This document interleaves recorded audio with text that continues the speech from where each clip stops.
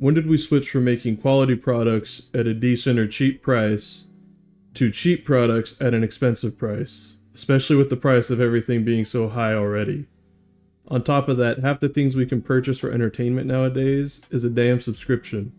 Music, which I think is great. It was kind of annoying having to buy all these individual songs. Movies, TV shows, and even video games. Why is it all subscription based? Like I said before, I get the music, and honestly, that is the only one that I think makes sense. My parents have Amazon Prime, and most of the shows and the originals they put on there come with a subscription. But why do they also have the option to purchase movies off of their service? Makes no damn sense. Should also mention, I don't really watch a lot of shows or movies, so that might be a little more of a personal take on that, but still. I just want to buy a movie, watch it, instead of having to have all these subscriptions to maybe find the one show or movie that I want to watch. Also, video games being a subscription service. I feel like that Xbox started that trend, or at least popularized it with their Xbox Game Pass. And don't get me wrong, on paper it seems great, until you take into account that you own none of the games you download. Not only that, they can remove the games you play most often off of that list, and you either have to hope that they put it back on, or you have to buy it and own it. Now, for a $10 a month price tag, that really isn't that bad. But I also feel like the games that you download off of there, such as Call of Duty or any other of the big name games, are really designed to be the one and only game that you play. Now, not all of these subscriptions are a bad idea. I just never like the idea of paying for something and not owning it. Now, moving on to why things feel so cheap, which kind of goes directly with video games right now. I don't know if you guys have been noticing, but there's all these little games like Peak, $8. I bought it for $5 when it released. It was great. I've gotten probably 12 to 20 hours of just entertainment off of a $5 game or $8 game, however much you paid for it, and it's great. But Call of Duty, for instance, used to be the game that the studios loved and would try to one-up each other every single year. But now, it just feels like the same copy-paste BS with a filter over it every single year. Modern Warfare 2019 was a good game, don't get me wrong, but it changed the formula up a lot, and it was new and exciting, which it was.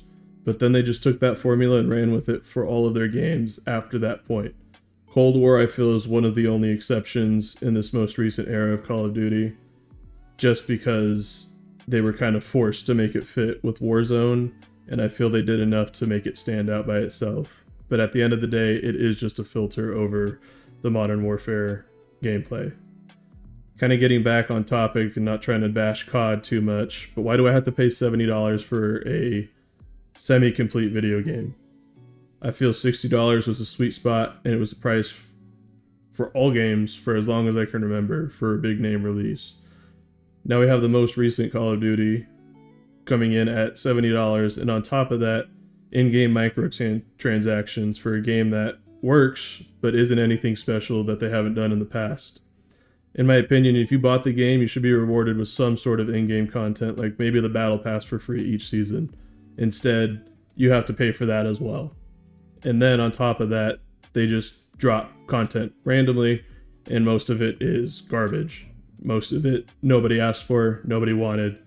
The only thing I can say that's probably exciting, and honestly hasn't even been a big draw for me to go back, is the new guns. Now, let's talk about some real-world items.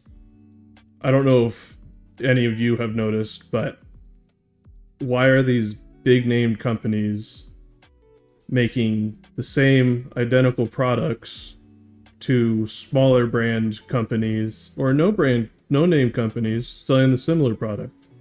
And I'm only bringing this up because I've noticed that my dad's Temu addiction actually has some validity. And half the things he's actually buying off of the site actually work. It makes no sense.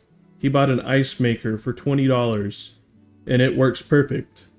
And I went into Walmart probably a few weeks after he purchased that and saw the exact same ice maker being sold for almost $100. $80 more. How does it make sense? Makes no sense to me. Why do things feel cheap nowadays?